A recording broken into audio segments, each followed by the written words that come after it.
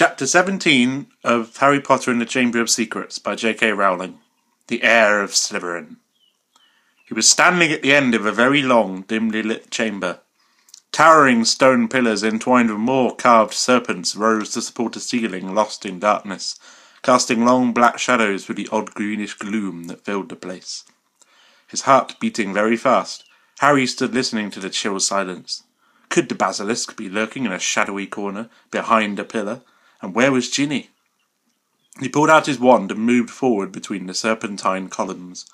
Every careful footstep echoed loudly off the shadowy walls. He kept his eyes narrowed, ready to clamp them shut at the smallest sign of movement. The hollow eye sockets of the stone snakes seemed to be following him. More than once, with a jolt of the stomach, he thought he saw one stir.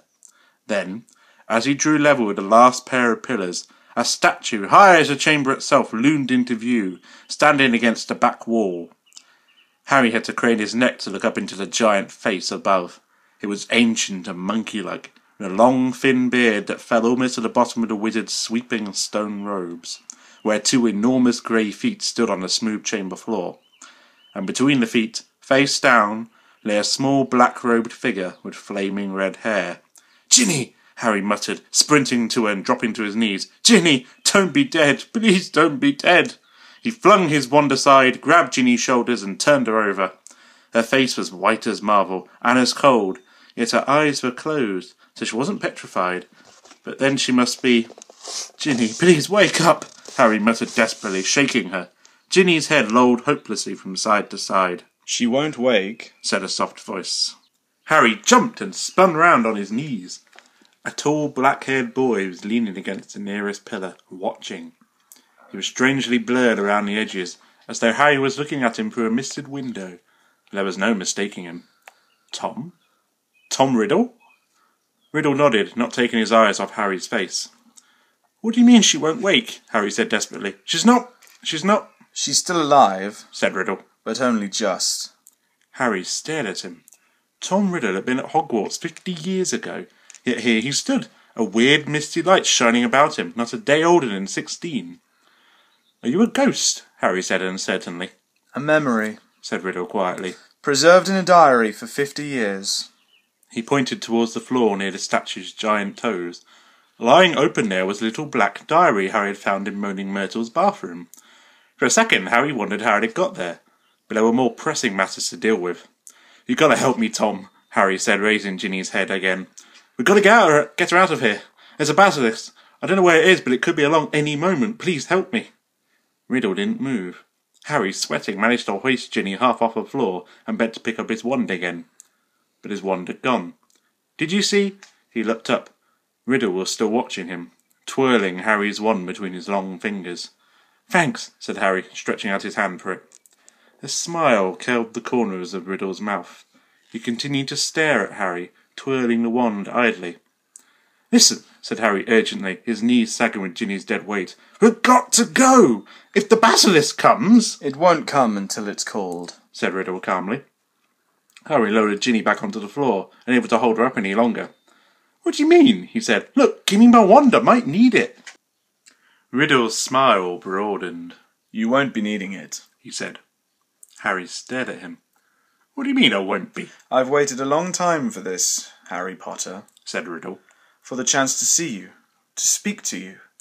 "Look," said Harry, losing patience, "I don't think you get it. We're in the Chamber of Secrets. We can talk later." "We're going to talk now," said Riddle, still smiling broadly, and he pocketed Harry's wand. Harry stared at him. There was something very funny going on here. "How did Ginny get like this?" he asked slowly. "Well, that's an interesting question," said Riddle pleasantly, "and quite a long story. I suppose the real reason Ginny Weasley's like this is because she opened her heart and spilled all of her secrets to an invisible stranger." "What are you talking about?" said Harry. "The diary," said Riddle. "My diary. Little Ginny's been writing in it for months and months, telling me all her pitiful worries and woes, how her brothers tease her, how she had to come to school with second-hand robes and books, how—" Riddle's eyes glinted.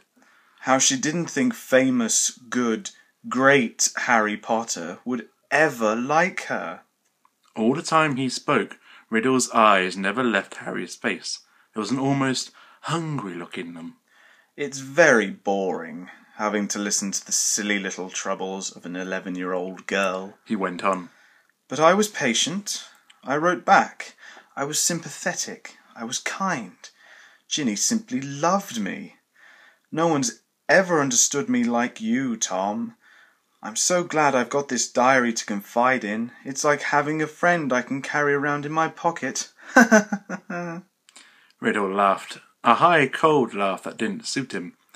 It made the hair stand up on the back of Harry's neck. If I say it myself, Harry, I've always been able to charm the people I needed. So Ginny poured out her soul to me, and her soul happened to be exactly what I needed.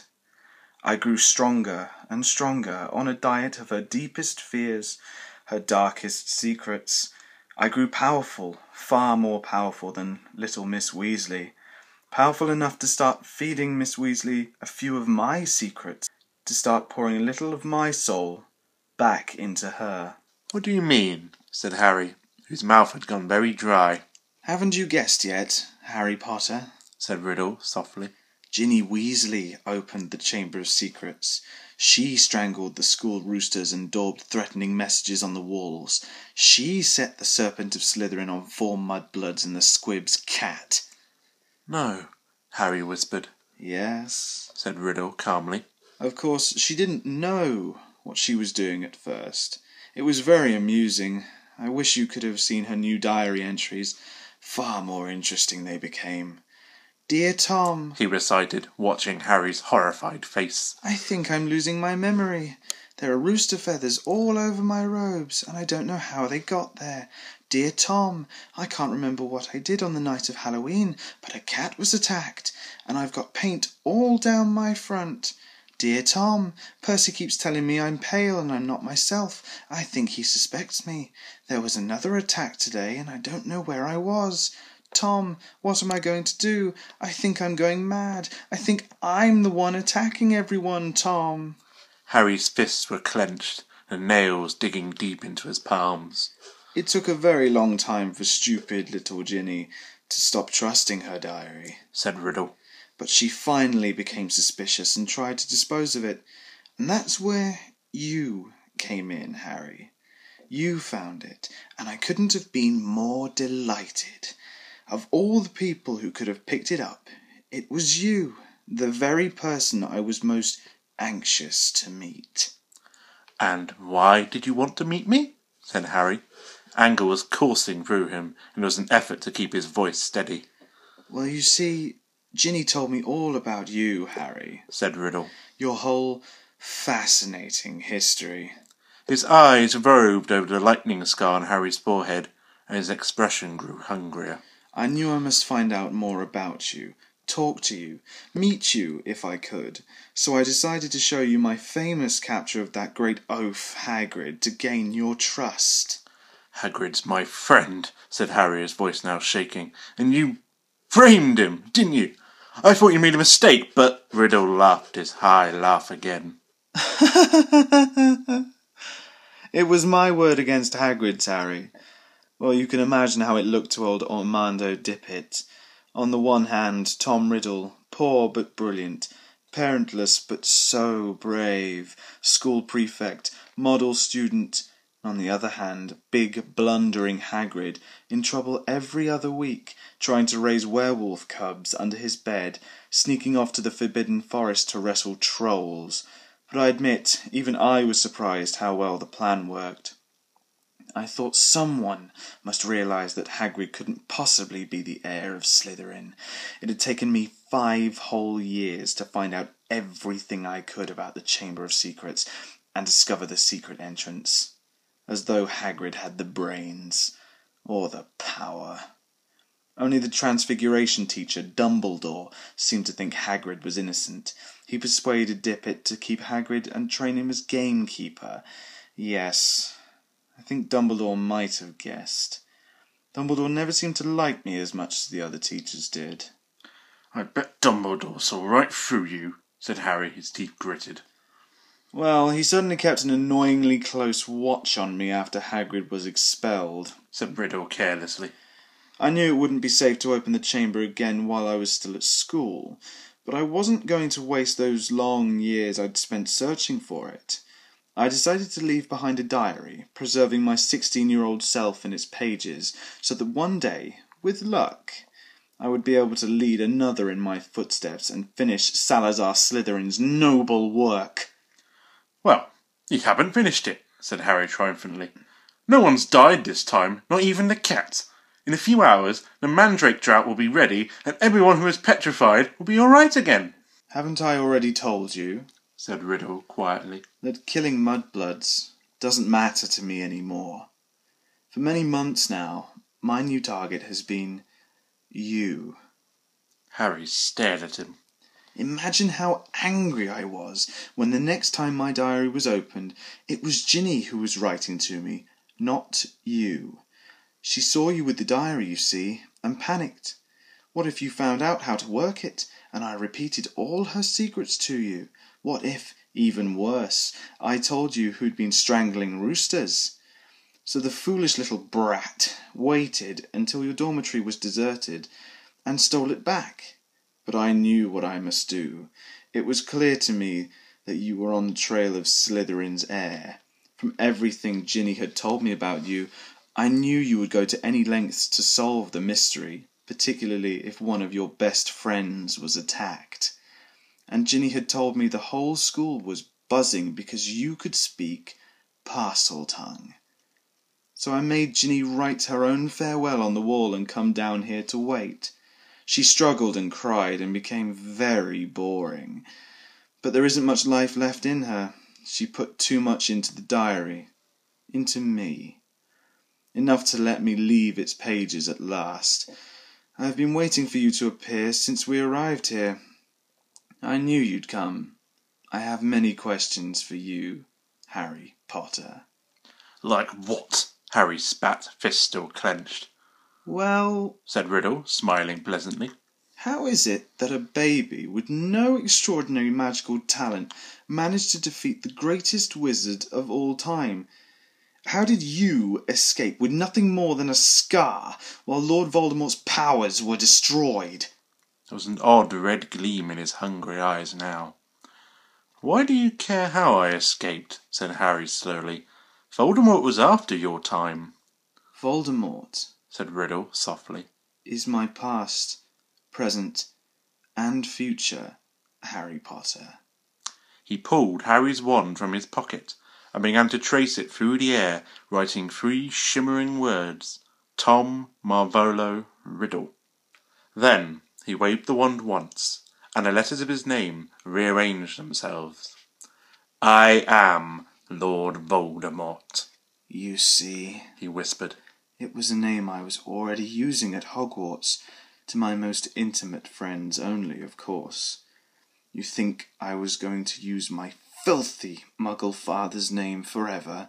I, in whose veins runs the blood of Salazar Slytherin himself, through my mother's side?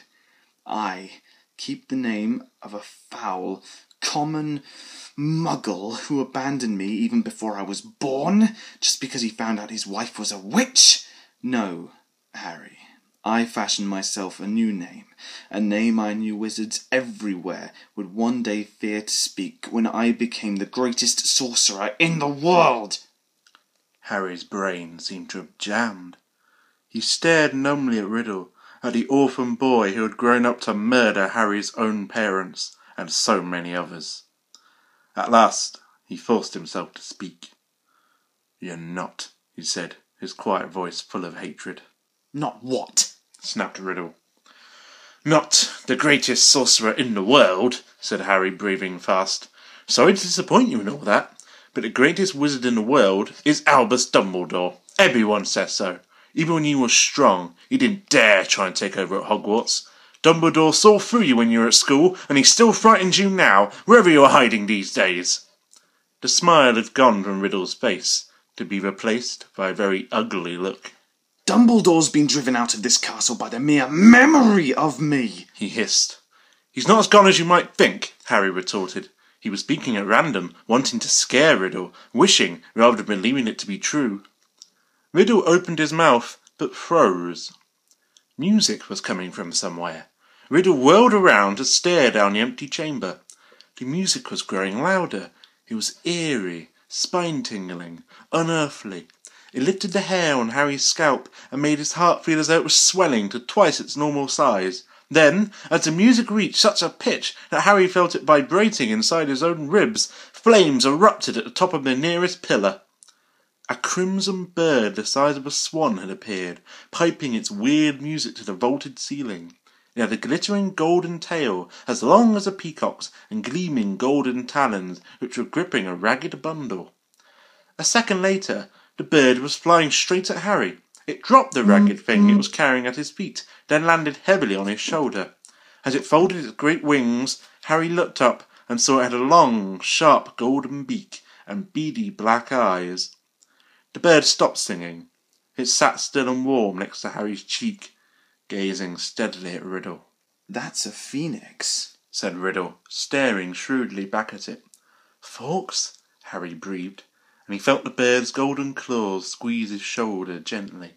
"And that," said Riddle, now eyeing the ragged thing that Fawkes had dropped. "that's the old school sorting hat."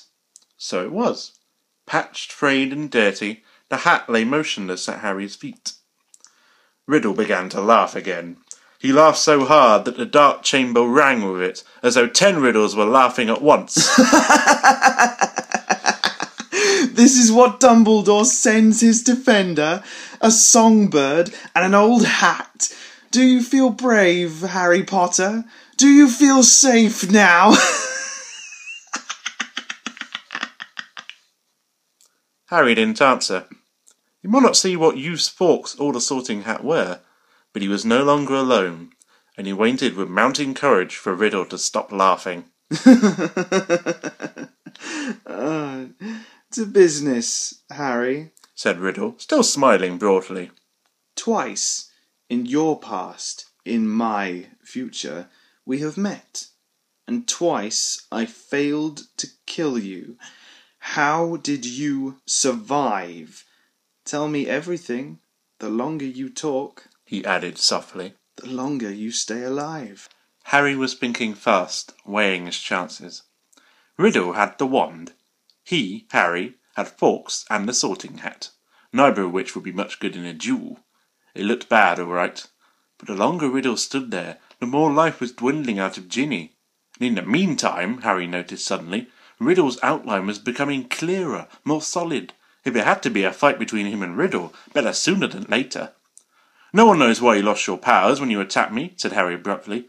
"I don't know myself, but I know why you couldn't kill me. Because my mother died to save me. My common, muggle-born mother," he added, shaking with suppressed rage. "She stopped you killing me. And I've seen the real you. I saw you last year. You're a wreck. You're barely alive. That's where all your power got you. You're in hiding. You're ugly. You're foul." Riddle's face contorted. Then he forced it into an awful smile.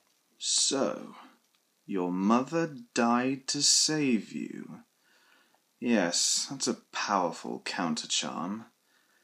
I can see now. There is nothing special about you, after all. I wondered, you see, because there are strange likenesses between us, Harry Potter. Even you must have noticed. Both half-bloods, orphans, raised by muggles, probably the only 2 Parselmouths to come to Hogwarts since the great Slytherin himself. We even look something alike. But after all, it was merely a lucky chance that saved you from me. That's all I wanted to know." Harry stood tense, waiting for Riddle to raise his wand. But Riddle's twisted smile was widening again. "Now, Harry, I'm going to teach you a little lesson. Let's match the powers of Lord Voldemort, heir of Salazar Slytherin, against famous Harry Potter, and the best weapons Dumbledore can give him." He cast an amused eye over Fawkes and the sorting hat, then walked away. Harry, fear spreading up his numb legs, watched Riddle stop between the high pillars and look up into the stone face of Slytherin, high above him in the half-darkness. Riddle opened his mouth wide and hissed, but Harry understood what he was saying. "Speak to me, Slytherin, greatest of the Hogwarts Four." Harry wheeled around to look up at the statue, Fawkes swaying on his shoulder. Slytherin's gigantic stone face was moving. Horror-struck, Harry saw his mouth opening wider and wider to make a huge black hole. And something was stirring inside the statue's mouth. Something was slithering up from its depths. Harry backed away until he hit the dark chamber wall. As he shut his eyes tight, he felt Fawkes' wings sweep his cheek as he took flight. Harry wanted to shout, "Don't leave me!" But what chance did a phoenix have against the king of serpents? Something huge hit the stone floor of the chamber. Harry felt it shudder. He knew what was happening. He could sense it, could almost see the giant serpent uncoiling itself from Slytherin's mouth. Then he heard Riddle's hissing voice. "Kill him." The basilisk was moving towards Harry. He could hear its heavy body slithering ponderously across the dusty floor. Eyes still tightly shut, Harry began to run blindly sideways, his hands outstretched, feeling his way. Riddle was laughing. Harry tripped. He fell hard onto the stone and tasted blood. The serpent was barely feet from him. He could hear it coming. There's a loud, explosive spitting sound right above him. Then something heavy hit Harry so hard he was smashed against the wall. Waiting for fangs to sink through his body, he heard more mad hissing, something thrashing wildly off the pillars. He couldn't help it. He opened his eyes wide enough to squint at what was going on. The enormous serpent, bright poisonous green, thick as an oak trunk, had raised itself high in the air, and its great blunt head was weaving drunkenly between the pillars. As Harry trembled, ready to close his eyes if it turned, he saw what had distracted the snake. Fawkes was soaring round its head, and the basilisk was snapping furiously at him, with fangs long and thin as sabres. Fawkes dived. His long golden beak sank out of sight, and a sudden shower of dark blood spattered the floor. The snake's tail thrashed, narrowly missing Harry, and before Harry could shut his eyes, it turned. Harry looked straight into its face, and saw that its eyes, both its great bulbous yellow eyes, had been punctured by the phoenix. Blood was streaming to the floor, and the snake was spitting in agony. "No!" Harry heard Riddle screaming. "Leave the bird! Leave the bird! The boy is behind you! You can still smell him! Kill him!" The blinded serpent swayed, confused, still deadly. Fawkes was circling its head, piping his eerie song, jabbing here and there at the basilisk's scaly nose as the blood poured from its ruined eyes. "Help me! Help me!" Harry muttered wildly. "Someone! Anyone!" The snake's tail whipped across the floor again. Harry ducked. Something soft hit his face. The basilisk had swept the sorting hat into Harry's arms. Harry seized it. It was all he had left, his only chance. He rammed it onto his head and threw himself flat onto the floor as the basilisk's tail swung over him again. "Help me! Help me!" Harry thought, his eyes screwed tight under the hat. "Please help me!" There was no answering voice. Instead, the hat contracted, as though an invisible hand was squeezing it very tightly. Something very hard and heavy thudded onto the top of Harry's head, almost knocking him out. Stars winking in front of his eyes, he grabbed the top of the hat to pull it off, and felt something long and hard beneath it. A gleaming silver sword had appeared inside the hat, its handle glittering in rubies the size of eggs. "Kill the boy! Leave the bird! The boy is behind you! Sniff! Smell him!" Harry was on his feet ready. The basilisk's head was falling, its body coiling around, hitting pillars as it twisted to face him. He could see the vast, bloody eye sockets, see the mouth stretching wide, wide enough to swallow him whole, lined with fangs long as his sword, thin, glittering, venomous. It lunged blindly. Harry dodged and it hit the chamber wall. It lunged again, and its forked tongue lashed Harry's side. He raised the sword in both his hands. The basilisk lunged again, and this time its aim was true. Harry threw his whole weight behind the sword and drove it to the hilt, into the roof of the serpent's mouth. But as warm blood drenched Harry's arms, he felt a searing pain just above his elbow. One long, poisonous fang was sinking deeper and deeper into his arm, and it splintered as the basilisk keeled over sideways and fell twitching to the floor. Harry slid down the wall. He gripped the fang that was spreading poison through his body and wrenched it out of his arm, but he knew it was too late. White hot pain was spreading slowly and steadily from the wound. Even as he dropped the fang and watched his own blood soaking his robes, his vision went foggy. The chamber was dissolving in a whirl of dull colour. A patch of scarlet swam past, and Harry heard a soft clatter of claws beside him. "Fawkes," said Harry thickly. "You were brilliant, Fawkes." He felt the bird lay its beautiful head on the spot where the serpent's fang had pierced him. He could hear echoing footsteps, and then a dark shadow moved in front of him. "You're dead, Harry Potter," said Riddle's voice above him. "Dead. Even Dumbledore's bird knows it. Do you see what he's doing, Potter? He's crying." Harry blinked. Fawkes' head slid in and out of focus. Thick pearly tears were trickling down the glossy feathers. "I'm going to sit here and watch you die, Harry Potter. Take your time. I'm in no hurry." Harry felt drowsy. Everything around him seemed to be spinning. "So ends the famous Harry Potter," said Riddle's distant voice. "Alone in the Chamber of Secrets, forsaken by his friends, defeated at last by the Dark Lord he so unwisely challenged.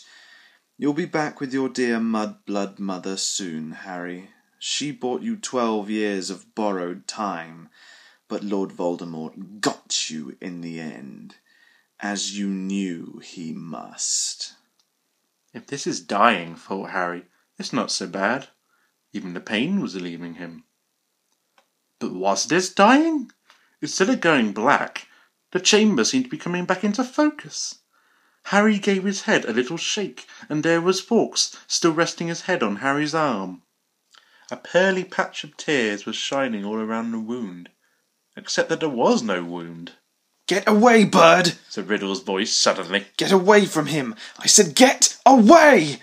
Harry raised his head. Riddle was pointing Harry's wand at Fawkes. It was a bang like a gun, and Fawkes took flight again in a whirl of gold and scarlet.